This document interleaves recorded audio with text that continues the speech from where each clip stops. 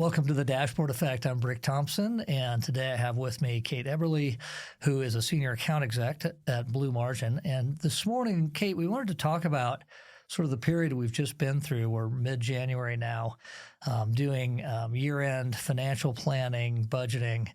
Actually, some companies are still just finishing that, wrapping it up. We're one of those, actually. I had hoped that we'd have it done by the 31st. Last year, we finished January 12th. It looks like this year it's going to be more like the 16th. So I know how painful this can be, but we also know that there are some things you can do around data to make this easier. And you and I were talking, and you were talking to me about this idea of for finance professionals having to rely on Excel and sort of the magic Excel workbook where you're rolling things up, and how there's definitely different ways to go. But maybe we can talk about first, how do people go at this, and what do you see as you're talking to our clients and our prospective clients? Yeah, well, you mentioned Excel. It's no surprise to anyone who works in finance that I think remains the tool of choice with the majority of folks. That ability to actually get in, understand the calculations, and build the exact reports that you need. I think it's truly unmatched in terms of getting the everyday analyst what they need to do the job. However, particularly when you're in high stress periods, you have these quite complex Excel reports that include lots of formulas, lots of cross-references to other files. And really, you're using that to merge data from multiple systems. There's a huge key man risk there, and there's a huge dependency on making sure you're doing all of the manual data input correct. So huge risk of fat fingering. Yeah, there is. And then just complexity of getting the roll-ups right. Mm-hmm. So I've had the experience in other companies budgeting where every department head, every VP is sort of building their own budgets, and then a controller or someone in finance is rolling that up. And invariably, there's lots of iteration to actually get that right and make sure you're not double counting things and so on. There are tools to help with that, FP&A tools. You run across them all the time. Maybe you can give a couple examples. Yeah, and they certainly range in terms of the level of complexity and sophistication. A lot of the entry point that we see for a number of CFOs who've really reached that period where they're done with Excel, they know they can't continue to manage those magic Excel files that have the solutions for everything. A lot of times we'll see the first stepping point, maybe a solution like Data Rails or Vena. What's really helpful about these solutions is that they can connect directly to a number of ERPs and just pipe that data right into Excel. So you can just manipulate data without going through extracting and then putting into one of those tools. Now, it's very nimble in terms of how you're actually accessing the data, but the cost point can still be relatively high. I've heard some Data Rail subscriptions in the $50K per year realm. So you're paying for that ease of access with maybe a higher annual subscription fee. Yeah, and you've got the ease of access, but you've still got the problem of normalizing data between systems. If you're a company that has one ERP system or one accounting system, it gets much easier. You can do reporting out of that system. You can load it to Excel if you want to, or whatever tool you want to use. But if you're a company like many of our customers in the mid-market who have acquired other companies, maybe they're in a roll-up strategy, maybe they've just acquired a couple companies along the way, haven't fully integrated them into the main platform company's systems, and so they have data coming from multiple ERP systems, multiple accounting systems. Sometimes there's QuickBooks here, you've got NetSuite there.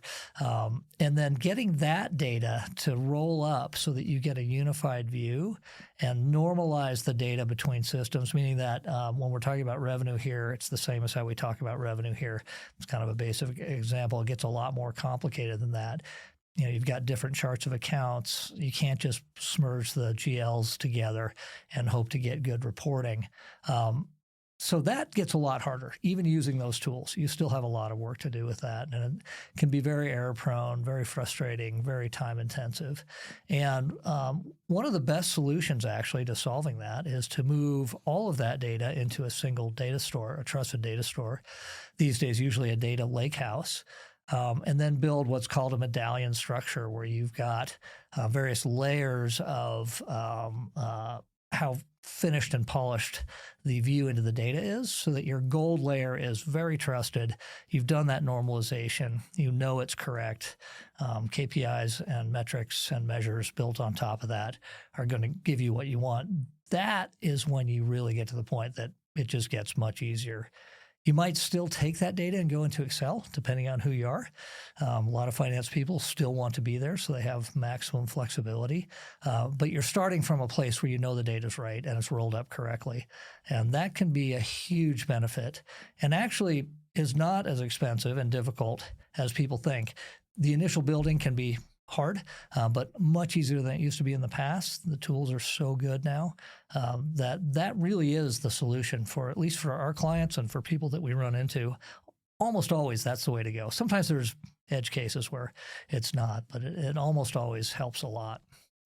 Yeah, and I've had a couple clients actually ask, they've compared building a data lake to using a tool that maybe helps with some of that GL consolidation or integrating budgets that are still often managed in Excel into some of those forecasts. So that may be a tool like Adaptive or Planful. I often like to share with those clients, it's not a mutually exclusive decision. Those tools are really effective for what they were designed for, which is the budgeting and forecasting process. However, you shouldn't use those as your data lake. I had a client once ask. As your consolidation tool. Right. Yeah. It seems like they're doing something quite similar. So do I need a data lake if I'm using an Adaptive or a Planful? Yes, those tools were not designed to have multiple users engaging with the data, running multiple queries every hour, every minute. But you can take data from a tool like Adaptive or Planful, pull that into your data lake. So at the end of the day, you're not taking those forecasts and pulling that into an Excel file. That just feeds into the data lake like anything else, giving you truly a consolidated platform for all of your reporting, whether that's operational or financial, and that forecasting future view as well. Yeah, it makes it much easier.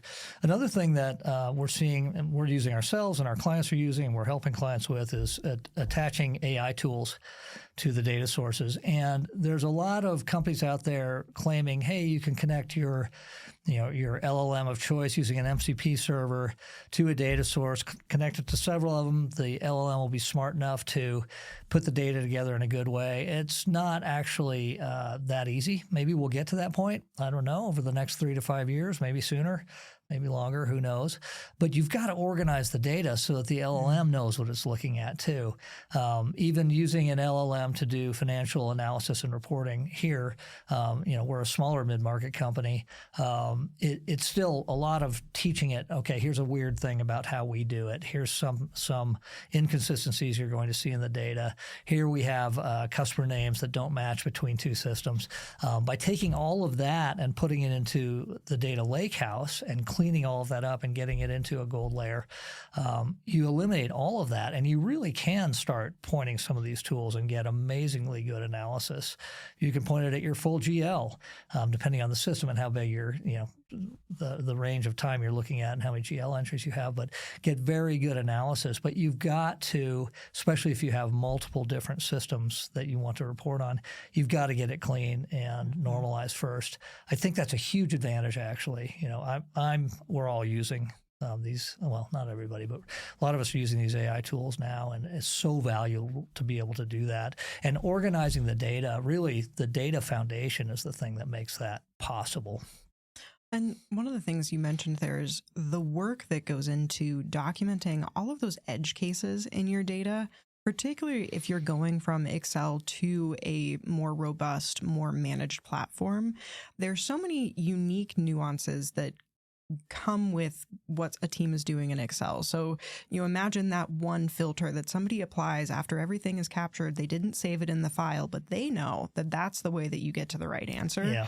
We work with a lot of clients. That's where we spend a fair amount of time in the early days, extracting all of that institutional knowledge from someone's head so that it is actually codified once and for all, meaning that everybody across the organization can get to the same number, not just one person in one particular department. Yeah, and you could do all of that in that gold layer, that data lakehouse. So critical. So it's an interesting problem that everybody fights with all the time. But the minute you start putting it together and consolidating, and then, as you said, codifying all of those rules, you get away from what we refer to. We heard from at least a couple clients over the years, something they refer to as their magic sheet, which is that Excel sheet that has all those rules and filters and edge cases built in. But man, when you dig into that, do you find that they're actually not right? Sometimes when we've done projects for companies like that, they have the magic sheet. We're trying to make the lakehouse match the magic sheet.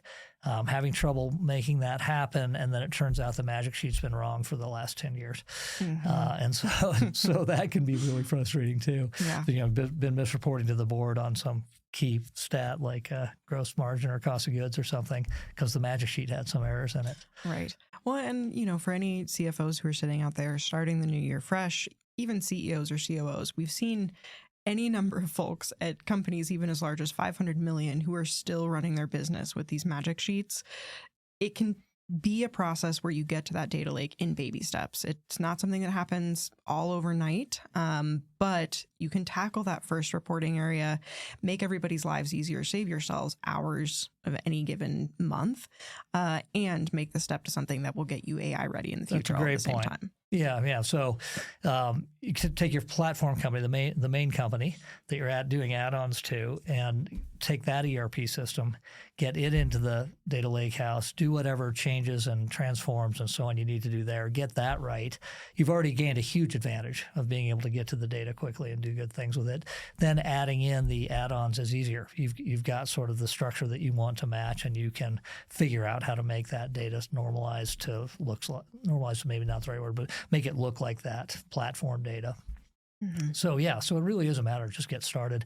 Used to be even as little as 6 or 7, 8 years ago that you really had to build a data warehouse on a SQL server. Maybe it's living in the cloud, maybe it's on a serverless SQL, but it was still SQL Server, and you really had to build the whole thing where you had the data marts and various things, and it all had to work, and it could take 6 months, 12 months, or even longer to get that all working right. Now you can take a much more nimble approach and have a main data source in the data lakehouse in a couple of weeks.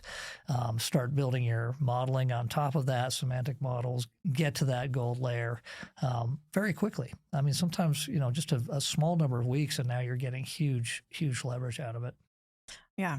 So I think message for CFOs as you're coming out of all of the planning, you're starting to execute for 2026, you do not have to remain in Excel hell. There is light at the end of the tunnel. There are a number of stepping stone solutions along the way that can get you to that true enterprise grade data lake, piling LLMs on top of that, and really just making that decision that you're done. Yeah. All right. Well, I think that's really what we wanted to talk about this morning.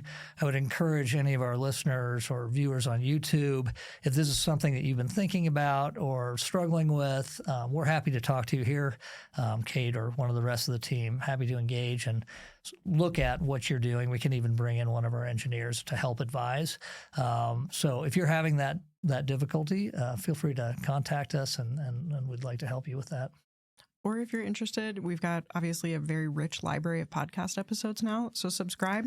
We'll be hopefully producing more content like this, really focused on unique roles. So please follow us. We'll be producing more. We do. Yeah. Every couple of weeks, we try to put out about a 10-minute episode covering different things from data to AI, but in this world, this data and analytics world. So anyway, it's been good chatting with you, and we'll talk soon. Thanks, Brad. All right. Thanks.